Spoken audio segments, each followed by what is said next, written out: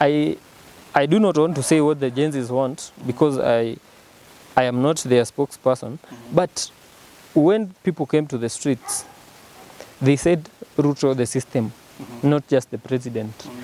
And the deputy president, Rigathi Gachagua, is part of the problem. And when they elected the president in 2022, Rigathi Gachagua was on the ballot. On the same row that the president was being elected, Rigathi Gachagua was there.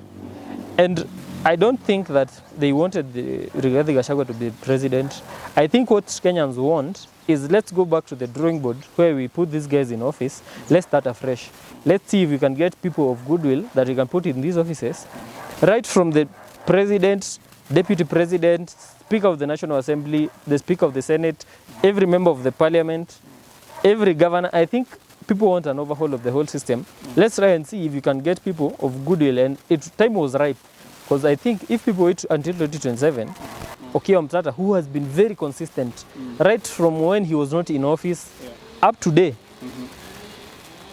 Okiya Omtata is still a fighter for the people. He has never changed his stand. But contrarily, you look at Kalonzo. Kalonzo is someone who is bound to change his stand every now and then. You cannot be at two places at the same time. You cannot be in opposition. Again, you're supporting someone who is in government. It is not possible. And again, something that I've raised quite often on this platform, for these politicians, it is about their own interests. Thank you. Welcome from wherever you are getting us from. This is Boniface and this is Boniface TV as well. I welcome you to this political discussion, and today we want to speak about national politics. What is happening in our borders, what is happening inside the government and everything that has to do with it. And today I have my colleague here who is going to introduce himself. Karibu sana. Thank you so much, Boniface. My name is Boniface as well, Gashora, and I'm so happy to be here. Always a pleasure to be with you here and discuss matters national politics. Thank you so much, Boni.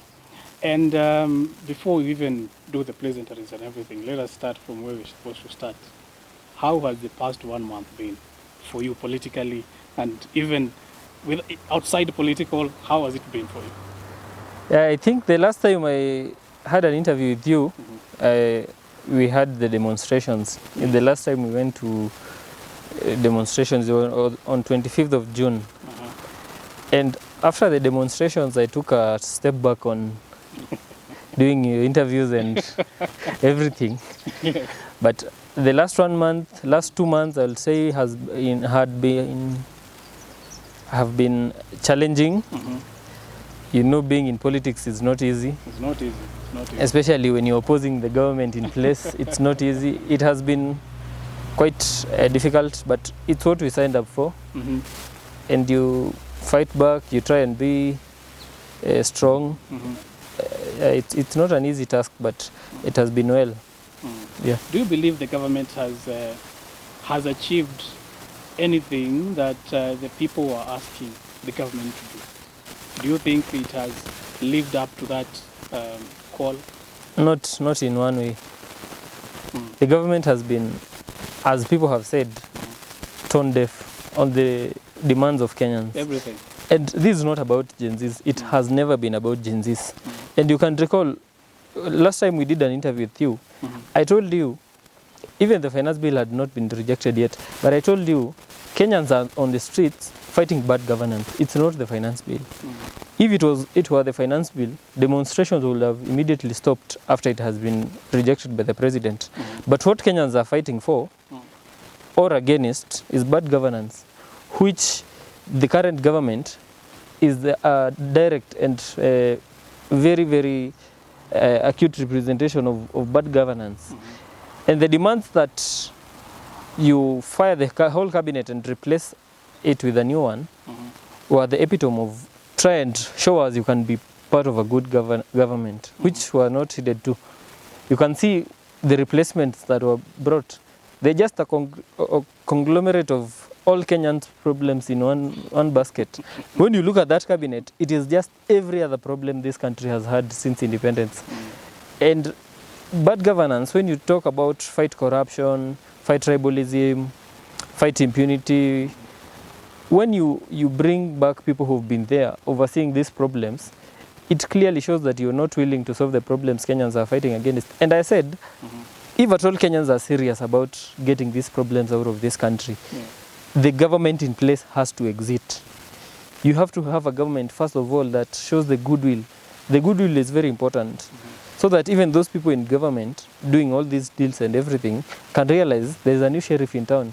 But when you go with the old and expect new results, that will not happen. When the people were demonstrating, I agree with you with the call for good governance. When the people were demonstrating, they were saying that the president has to go. Yeah. That was one of the clarion call that people were saying that this guy has to go. Yeah. After the finance bill, that call intensified, that the Ruto has to go, that one has to stay. Even if they also say that the cabinet secretary also had to go. Yeah. So the cabinet secretary went, but one thing has not been achieved, and it seemed not close to be achieved, that Ruto must go. Yeah. Do you believe in that narrative that the president had to go? The president in this country is the crest of governance. The buck stops with the president. And the fact that I myself went to the street saying Ruto must go does not mean that I have anything against the president, the person in the office of the president at the moment. And I have told you before, the problems that are in this country were not brought by the president, William Ruto. The problems that we have right now, they are just have intensified in the time that the president has been there. And he has shown that he's not willing to bring a new beginning. He just wants to continue with the ways of the past. That is why people went to the streets with the statement that Ruto, not the government, Ruto has to go, because the buck stops with him. And for me, when you say Ruto has to go, it is not just Ruto, the president and the cabinet. It is the system by whole, the government by whole, the government from the cabinet to the National Assembly to the Senate, the CSS, the CSS, everyone.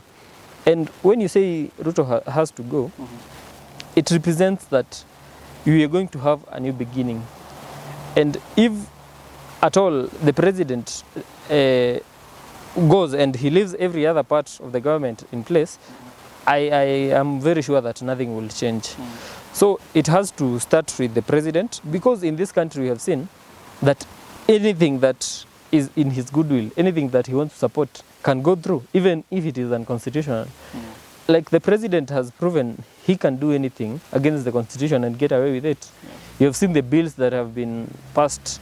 You have seen the previous finance bills that have been rejected in courts. They went through.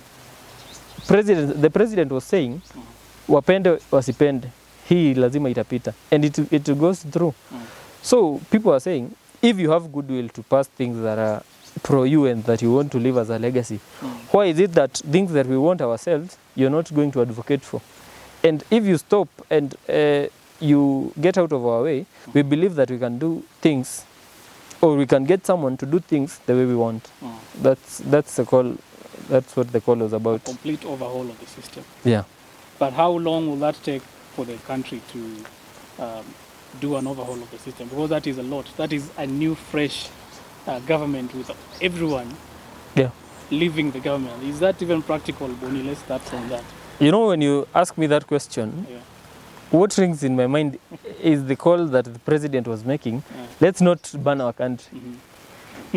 And people need to understand that citizens all over the world have never banned their countries. It is the leaders who ban the countries. And what country are we banning? The country that is that's resources are being stolen, that's already banning the country. You've already broken the country.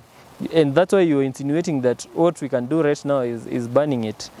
So when you say that, where do we start and where do we go? The Constitution has provisions. The Constitution, when it was being made, it made clauses that would oversee change of government. You remember that when we elected President Ruto, and he was the president-elect, President Uhuru was the president. But you could not establish whether President Uhuru is still the president or is President Ruto. But did the country ban? No. The Constitution allows for a president to resign, and God forbid, even natural causes can cause the president office to be vacant. But that does not say that we have to ban the country. Yeah, there are measures, even the deputy president, if he's not there, there are systems that are established to make sure that these offices are occupied by individuals. Well, then does it mean that should the president have left office, the deputy president will have taken office as the interim president or as the president until the term ends? Was it what the Gen Zs want, that the deputy president should take over as the better option? No, I do not want to say what the Gen Zs want because I am not their spokesperson. But when people came to the streets, they said Ruto the system, not just the president. And the deputy president, Rigathi Gachagua, is part of the problem. And when they elected the president in 2022, Rigathi Gachagua was on the ballot. On the same row that the president was being elected, Rigathi Gachagua was there. And I don't think that they wanted Rigathi Gachagua to be president. I think what Kenyans want is let's go back to the drawing board where we put these guys in office. Let's start afresh. Let's see if we can get people of goodwill that we can put in these offices. Right from the president, deputy president, speaker of the National Assembly, the speaker of the Senate, every member of the parliament, every governor. I think people want an overhaul of the whole system. Let's try and see if you can get people of goodwill. And time was ripe. Because I think if people wait until 2027, a lot of scratches will come in between. And by 2027, people will have forgot, and people will have had other interests. People will have gotten tired. I think time was ripe that we get new elections. Yeah. Do you think maybe this the entire momentum of the movement came a little bit too soon? Maybe it will have come around 2026. Yeah. When we are nearing the election, so that momentum can be sustained to have another leadership in place. I personally did not expect that we will go to the streets that soon. Because you remember the interview I did with Alan on the book. I said that ultimately, the ultimate price for liberty, people have to come to the streets and fight against the government. With the whole system, you fight against the police, you fight against, even in some instances, you fight against the leaders themselves in their personal capacities. But when you say it came too soon, I do not quite say it came too soon because people are tired. And there is no right time to fight bad governance. Yes, you might say that with regards to the strategy and how tactical they will have fought the government in terms of getting to the ballot, later in 2026 will have been a better time. But it is not, time is, and the protests are not yet over. It is just that people have taken a step back. Yes. People have just taken a step back, and let's see what these guys do. And what they are doing continuously is frustrating people more, showing people that they don't care, and it is not going to get away. They are not going to get away with it. People will come back to the streets, and this time, actually get these people out of office. Yeah. Let us deviate into something else. A similar event happened in Bangladesh, and people went out to the streets, mostly youth from campuses, went out to the streets and protested against Sheikh Hasina, who was the prime minister then of Bangladesh, of bad governance and the job quota that she had introduced. Well, that happened, and Sheikh Hasina resigned from office and flew away from Bangladesh, went to India, where she is now in asylum in India. Now the young people there who had leaders, they proposed Mohammed Yunus. Anyone who has done economics, finance or anything knows Mohammed Yunus. Mohammed Yunus from France came to be the interim prime minister, who is now the current interim prime minister in Bangladesh. And now even the protests are still continuing. They are saying that even the chief justice should step down, other people should step down. The police there were overwhelmed. The military stepped in and saved the day. What do you think is different that didn't happen here, that happened in Bangladesh, for them to achieve their cause, which was similar to what the Gen Z here or Kenyans were doing? I think the history of Bangladesh and even the separation from Pakistan is something very different from what we have in Kenya. Because, and again, the societal structure in Kenya is very different. In Bangladesh, you're dealing with a unified society, kind of a unified society. And you saw how how they were in a lot of unison when they were fighting against the government, and that led to their first success. And unlike here in Kenya, where there are a lot of avenues that you can divide people on. You can divide people in Kenya using their social status, their tribes. You can see that even when their regions, even when these guys saw the Gen Zs on the street, they were saying that these are children of rich people, they are going to the streets. You know, when you put some segregation in that manner, you're showing those of us who are not very rich on the streets that, hey, we might be fighting for a cause that is not really ours. But in Bangladesh, people are unified. In this, people are, I will say, even when you look at their culture, I think it's 87% Muslim. Yeah. And people are coming from an avenue of unity, unlike here in Kenya. And that's why they could achieve that success in real time. You ask about they are still going to the streets. And this is what I was saying. If you get the president out, just the president, you do not fight your problems. It's not just the president that is the problem. The problem is in the judiciary. I myself have been in court and I know the route that is there. You cannot win a case. Even your hearing, you have to pay for your case to be heard. But they just don't want to say it. The Chief Justice is silent in this country when injustices are being committed on people. And that's why even in this country, I think on that 25th of June, you saw people went to her office and burnt it. It's because people do not feel like any arm of this government is working. Yeah, and I feel that if people want to achieve an overhaul or good governance, it is the whole system that has to go. Even Bangladesh, if Mohammed continues to be their prime minister permanently, I do not think they solve their problems. The whole system has to be changed, and I think it's governance more than what people say democracy. Governance should be made the priority in these developing countries. Something else, now that you've mentioned, and now we can maybe cycle to that. You've said that, well, the president is not enough. Other people will have to fall. Yeah. Just the other day, someone came up with that and said, of course, Raila Odinga said that Uhuru Kenyatta came to him personally and said, you have to work with the president of the day. And someone opined that Uhuru Kenyatta knew that if Ruto falls, he will be next. And that domino effect is going to happen and occur on everyone. Do you think people will even go to the extent of our former president? I know one thing about liberation is that it doesn't come to an end. You can't get liberated fully. You can see even in countries like the US, where they claim they are very liberal, they're still fighting very, very small matters like racism. Liberation does not come to an end. And if people will have gotten, let's say they get the president out of office, the current president, they will not feel that is enough. You see the issues they are fighting about, debt and debts that were taken without even approval of the people, what they are calling odious right now. It was taken in a period that the Uhuru Kenyatta was the president. And I personally wouldn't be surprised if Uhuru told Raila that he should go and talk to Ruto, because he well knows that he's part of the problem.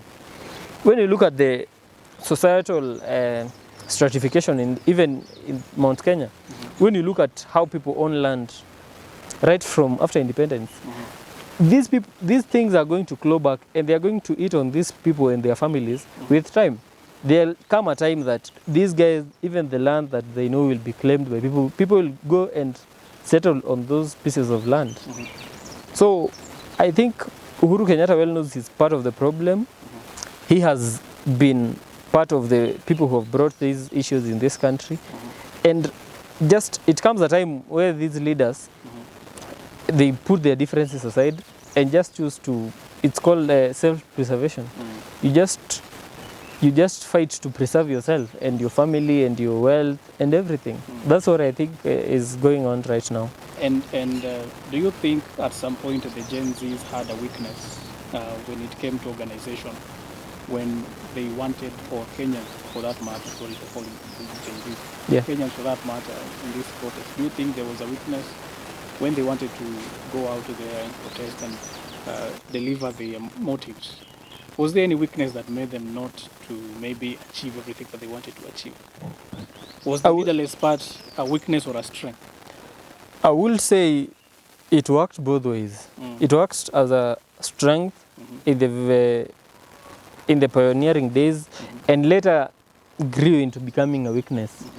When you come to the streets fighting against a structured government that has people you can name, and you're just a mob, you're saying you're leaderless, you can't bring someone forward to speak for you, it really becomes chaotic.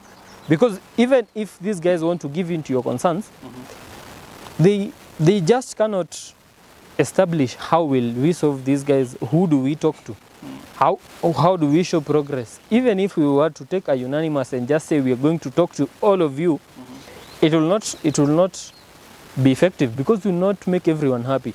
So I feel in the first days, when you could not call someone to the office and bribe them and call off the protest, it was very strategic. But as time went by and even people lost purpose of going to the streets, at least a leadership structure could have been established just to bring things forward. You don't have to go and meet the government. Bring things forward, call demonstrations of this day, call them off. I think it will have been effective more than being leaderless. And now that all this has happened, and now we're in a different phase, do you think Raila Odinga betrayed the Gen Zs, or Raila Odinga was just part of the system? You know, I would not say Raila betrayed the Gen Zs. Again, I would not say that he did them a favor by joining the government. But you need to understand that even before Gen Zs went to the streets, Raila was in the streets in 2023. And what happened then? 75 people were killed in those demonstrations. If there were people Raila betrayed the most, it was those guys. Because up until today, their families have not been compensated in any way. People lost their hands. People lost their feet. They cannot walk anymore. I think if there are people who Raila betrayed the most were those. Because I did not feel then that Raila was going to the streets to fight against, to fight for the lowering of the cost of living, to fight against high fuel prices. I think the goal that he has achieved right now is what took him to the streets in 2023. But right then, the atmosphere, the environment was not ready for him to be co-opted in government. But right now, he just saw a vacancy that he would slide in with this Gen Z's protest. He did not betray anyone. I do not feel he betrayed the Gen Z's. Maybe those supporters of his that supported him in the fight against the cost of living, he betrayed them. And in general, all Kenyans in the fight against this oppressive government. But again, Raila is a very tricky person. Right now, he comes and tells you, I'm not in government, hakuna mambo ya handshake. But you're seeing his guys in those ministerial positions. It could be that he's honest with Kenyans. I'm not in government. I just put these guys of me here to just see if they can salvage something and bring something to my side. It could be the truth. It could be the truth. There might not be a handshake traditionally as we know it, but Raila is strategically in government to just salvage something for himself. Again, he could be coerced to just join government because he's a candidate for the AUC chairmanship. He might have not had a choice. That's why maybe he just said, let me join this government. Would you support Raila Odinga for the AU chairmanship as a Kenyan? I think Africa needs someone who is futuristic. When you bring someone who represents the old, you're just bringing Africa more problems. And I do not support Raila Odinga for the AUC simply because he does not represent what Africa's future is about.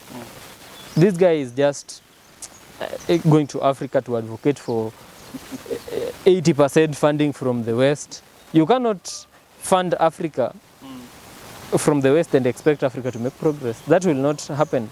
And this is what Raila represented his candidature. And again, on that list of all those guys, there's no one I see progressive. So up until I think all of them are just almost the same. they are just on the same level. And I think up until Africans realize, and especially the young Africans, what is at stake, and they grab these positions and think futuristic, there is no progress you're going to make. And it has to start from the MCA level. Take leadership from your family. Take leadership from your village. Take leadership from your ward. Take leadership from your constituency. Up until we get there in the African Union. But up until that day, no progress is going to be made. As we are almost finishing, we bring in Jimmy Wanjigi. Jimmy Wanjigi has been in the limelight. We know Jimmy Wanjigi very well, but right now, recently, he has been the talk of town that Jimmy Wanjigi is being haunted by the government for reasons we don't really clearly understand. That Jimmy Wanjigi has been funding the movement. Jimmy Wanjigi has been out there supporting the movement, and even some are saying Jimmy Wanjigi for president 2027. And he even said that the elections don't need even to take even to 2027, that in between here, there can't be elections. What is your take about Jimmy Wanjigi? I think, again, just like Raila Odinga, Jimmy is taking full advantage of the situation to his own good. And if Jimmy comes and presents to me a solution, how this country should be run, I'll ask him one question. You've been part of this mess. Yeah. You've been a dealer in this government. You've been making deals with the former president. You might be fighting the current president just because you're not getting what you used to get. And there's one, I think, meme people use that former president, the late Moi Kibaki, says, how do you suddenly become very clever? Why? Where were you when these guys were creating all this mess? There are channels that you could have stopped this. Absolutely. But now you're just trying to show us how well things can be done, how we can fight against this odious debt. But again, I cannot trust you. You need to have shown me a better ways of dealing with it. There could be political differences they are fighting against, and he's taking full advantage. It is an issue for Jimmy and me. Is an issue of trust. How can we trust you? You're raising very critical demands and concerns that are very vital to Kenyans. But how can we trust you that whatever you're saying is what you'll heed to when you get to office? Yeah, that's the question I'll raise to him. In comes Kalonzo Musyoka. Yeah. The guy has not been in government. The guy has not been so much distant from Raila Odinga. He has not been so much in the protests. Yeah. Where do you place Kalonzo Musyoka in this? And is he providing that leadership that the country needed at that time? And is he the future of the country? Because right now Jimmy Wanjigi has taken center stage. Okiya Omtatah recently also took center stage. Where is Kalonzo Musyoka in all this? When you talk about Kalonzo, consistency. How consistent are you? And you mentioned someone very, very critical, Okiya Omtatah, who has been very consistent right from when he was not in office up to today. Okiya Omtatah is still a fighter for the people. He has never changed his stand. But contrarily, you look at Kalonzo, Kalonzo is someone who is bound to change his stand every now and then. You cannot be at two places at the same time. You cannot be in opposition. Again, you're supporting someone who is in government. It is not possible. And again, something that I've raised quite often on this platform, for these politicians, it is about their own interests. Kalonzo is fighting against this government because none of his own is in government at the moment. If he was made the Chief Justice, or the Attorney General. Someone said that he wanted to be the Speaker. Or even the Speaker. How sure are you he will be speaking in the same way? That's the issue I have with these guys. Every person who has been part of previous government, especially in the executive, cannot in any way bring a solution to the problem we have right now. Because they have in one way or the other been part of the problem. And that's why I don't think Kalonzo has a future in Kenyan politics. I do not think he has. And that's why he's trying to make the most of this time between now and the 2027. He's trying to side with the Gen Zs. But again, you look deep into what he represents and how he has been in office before and what he has represented. It's clearly you bringing your son to, you fronting your son to the East African Parliament. You cannot advocate for such things and we think you're going to fight against nepotism. It's a whole mix of bad governance and bad history that he has had that makes me not trust him.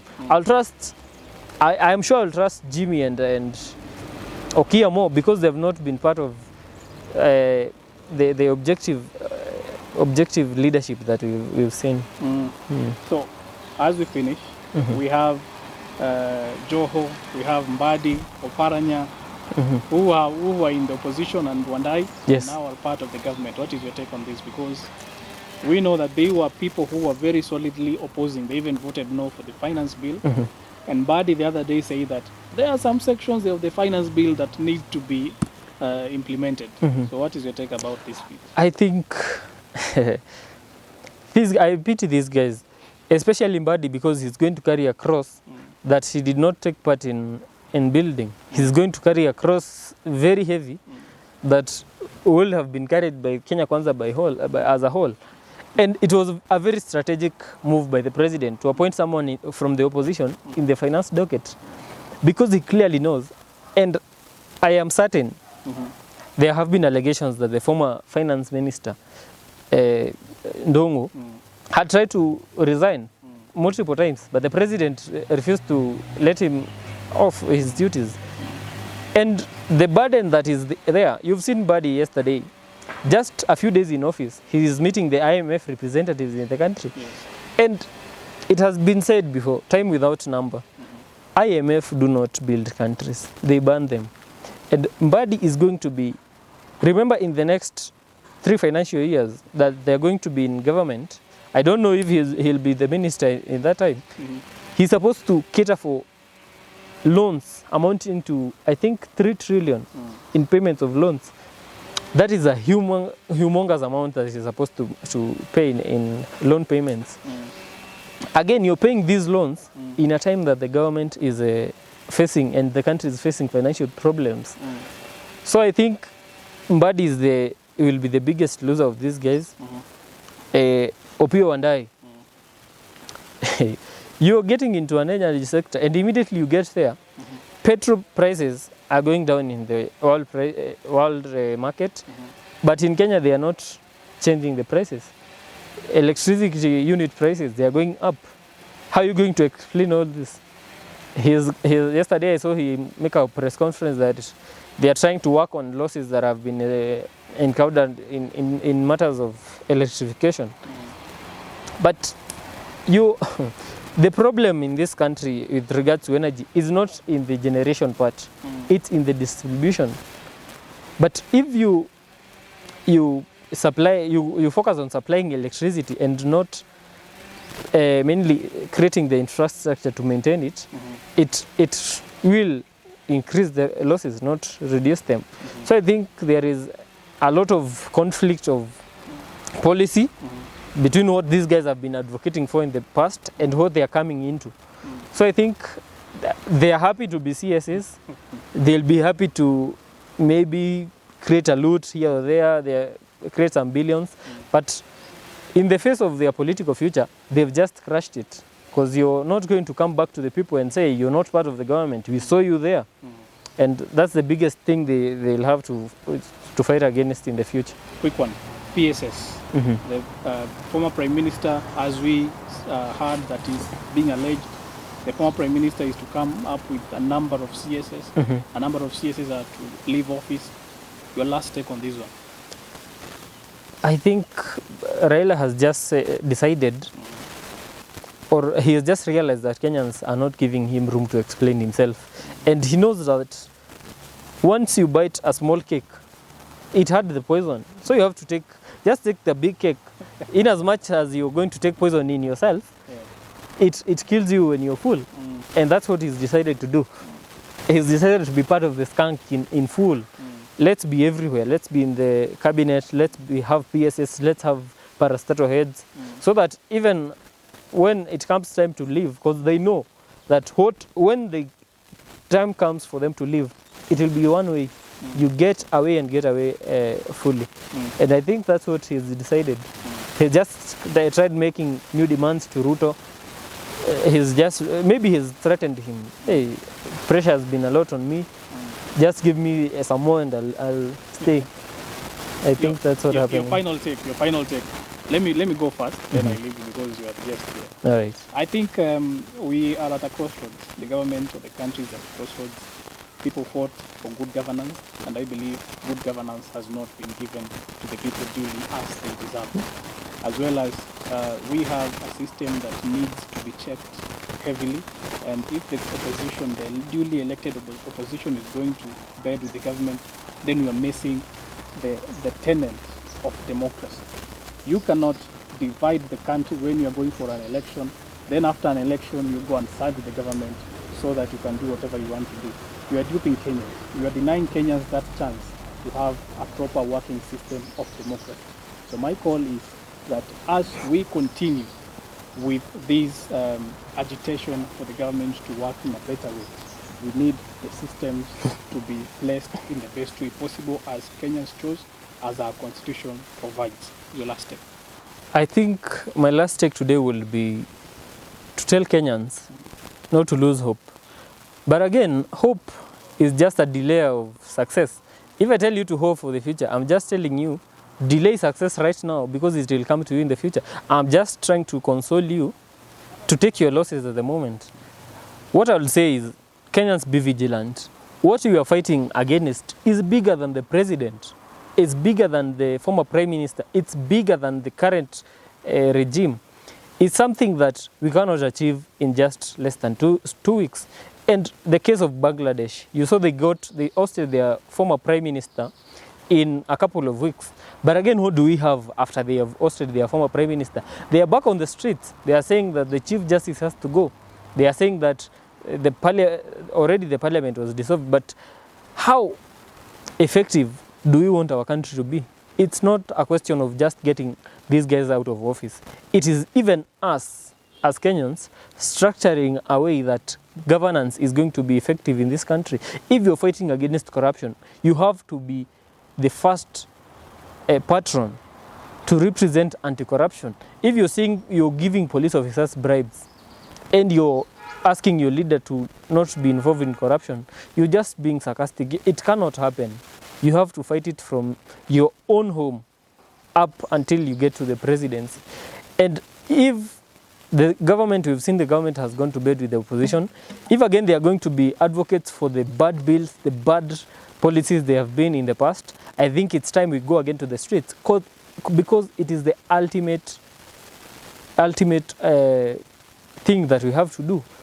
It might take years, it might take many years, hundreds, but if it gets started by us, it cannot be stopped. And I think it's time, if we see bad governance wherever we see it, even in our wards, even in our counties, we get out and fight against it. So what I'll just say to Kenyans, it is time.